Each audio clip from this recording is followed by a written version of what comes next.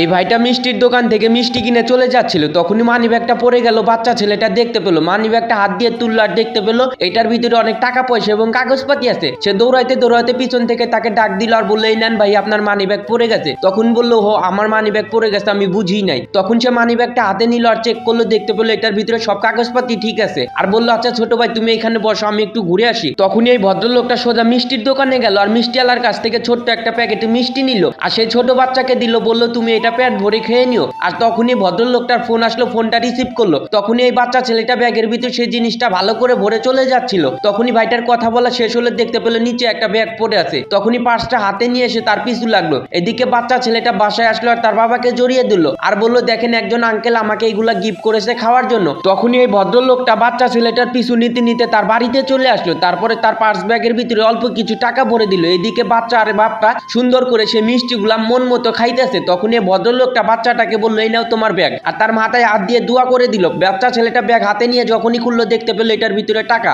আপনি যদি ভদ্রলোকটার ব্যবহারে খুশি হয়ে থাকেন তাহলে ভিডিওটা শেয়ার করে দিবেন।